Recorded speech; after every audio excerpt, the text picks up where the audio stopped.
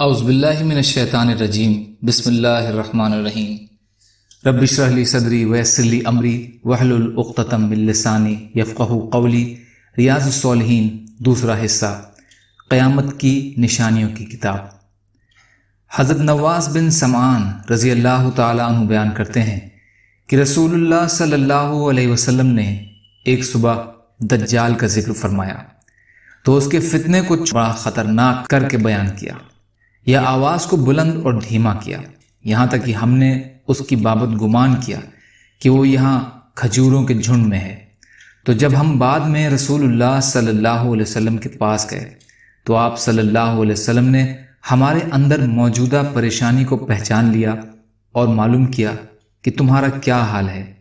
ہم نے عرض کیا، یا رسول اللہ صلی اللہ علیہ وسلم، آپ نے صبح دجال کا ذکر فرمایا اور اسے خطرناک کر کے بیان فرمایا، یہاں تک کہ ہم نے اس کی بابت گمان کیا کہ وہ یہاں کھجوروں کے جھنڈ میں ہی موجود ہے۔ تو آپ صلی اللہ علیہ وسلم نے فرمایا، دجال کے علاوہ اور چیزوں سے تمہاری بابت زیادہ شدید اندیشہ ہے۔ اگر دجال میری موجودگی میں نکلا تو تمہاری جگہ میں خود اس سے نپٹ لوں گا، اور اگر میری زندگی کے بعد نکلا تو ہر شخص خود اپنے نفس کا بچاؤ کرے گا، اور اللہ تعالیٰ ہر مسلمان پر میرا جانشین ہے، میری بجائے اللہ نگراں ہے۔ وہ دجال نوجوان اور گھنگرالے بالوں والا ہوگا، اس کی ایک آنکھ انگور کی طرح ابھری ہوئی ہوگی، مانو کہ میں اسے عبد العزیٰ بن قطن سے تشبیہ دیتا ہوں۔ تو اس میں سے جو شخص اسے پالے اسے چاہیے کہ وہ اس پر سورہ کہف کی شروع کی آیات پڑھے۔ وہ شام اور عراق کے بیچ والے راستے پر ظاہر ہوگا اور دائیں بائیں فساد پھیلائے گا۔ اے اللہ کے بندوں، اس وقت ثابت قدم رہنا۔ ہم نے عرض کیا، اے اللہ کے رسول، اس کا زمین میں کتنا قیام ہوگا؟ آپ نے فرمایا، 40 دن، ایک دن 1 سال کے برابر، اور ایک دن 1 مہینے کے برابر، اور ایک دن جمعہ کے برابر ہوگا، اور اس کے باقی دن تمہارے دنوں کی طرح ہوں گے۔ ہم نے کہا، اے اللہ کے نبی، وہ دن جو سال کے برابر ہوگا، کیا اس میں ہمیں ایک دن کی 5 نمازیں کافی ہوں گی؟ آپ صلی اللہ علیہ وسلم نے فرمایا، نہیں، تم اس کا اندازہ کر کے پڑھنا۔ ہم نے پوچھا، یا رسول اللہ، اس کی زمین میں تیز رفتاری کا کیا حال ہوگا؟ آپ صلی اللہ علیہ وسلم نے فرمایا، بارش کی طرح جس کو ہوا پیچھے کی طرف دھکیل رہی ہو۔ یہ اشارہ ہے تیزی کے ساتھ فساد پھیلانے سے۔ تو وہ لوگوں کے پاس آئے گا، انہیں دعوت دے گا، وہ اس پر ایمان لے آئیں گے اور اس کے حکم کو مانیں گے۔ پھر وہ آسمان کو حکم دے گا تو وہ بارش برسائے گا، اور زمین کو حکم دے گا تو وہ ہریالی ہو جائے گی۔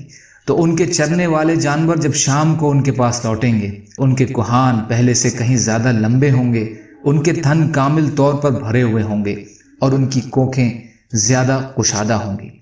پھر وہ کچھ اور لوگوں کے پاس جائے گا اور انہیں اپنے ماننے کی دعوت دے گا۔ وہ اس کی بات کو رد کر دیں گے۔ وہ اس سے لوٹے گا تو وہ لوگ قحط سال یعنی سوکھے کا شکار ہو جائیں گے، ان کے مالوں میں سے ان کے پاس کچھ نہیں رہے گا، اور وہ کسی ویرانے سے گزرے گا تو اس کو کہے گا، اپنے خزانے نکال دے، تو وہ زمین کے خزانے شہد کی مکھیوں کے سرداروں کی طرح اس کے پیچھے لگ جائیں گے۔ پھر وہ ایک بھرپور جوان کو بلائے گا اور اس پر تلوار سے وار کرے گا۔ وہ اسے تیر انداز کے نشانے کی طرح 2 ٹکڑے کر دے گا۔ پھر اسے بلائے گا تو وہ اس حال میں آئے گا کہ اس کا چہرہ چمک رہا ہوگا اور ہنس رہا ہوگا۔ تو دجال اسی حالت میں ہوگا۔ اللہ تعالیٰ مسیح ابن مریم علیہ السلام کو زمین میں بھیج دیں گے۔ وہ آسمان سے دمشق کی مشرق کی طرف سفید مینار پر زرد رنگ کا جوڑا پہنے ہوئے، اپنی ہتھیلیاں 2 فرشتوں کے پروں پر رکھے ہوئے اتریں گے۔ جب وہ اپنا سر جھکائیں گے تو پانی کے قطرے گریں گے، اور جب اپنا سر اٹھائیں گے تب بھی موتی کی طرح چاندی کی بوندیں گریں گی۔ جس کافر کو بھی آپ کے سانس کی بھاپ پہنچے گی وہ مر جائے گا، اور آپ کا سانس آپ کی نظر کی حد تک پہنچے گا۔ تو آپ دجال کی تلاش کریں گے یہاں تک کہ اسے لد کے دروازے کے پاس پالیں گے اور اسے قتل کر دیں گے۔ باقی کا حصہ انشاءاللہ کل کے ریکارڈنگ میں۔ اللہ تعالی ہم سب کو دجال کے فتنے سے محفوظ رکھے۔ یا اللہ ہم سب پر رحم کا، کرم کا، عافیت کا، درگزر کا معاملہ فرمائیے۔ یا اللہ جو مظلوم ہیں ان کی مدد فرمائیے۔ ہم سب کو اپنی استطاعت کے بقدر اپنا حق ادا کرنے والا بنائیے۔ سچی توبہ کی توفیق عطا فرما دیجیے۔ سبحان ربک رب العزت عما یصفون والسلام علی المرسلین والحمد للہ رب العالمین برحمتک یا ارحم الراحمین لا الہ الا اللہ محمد رسول اللہ والسلام علیکم۔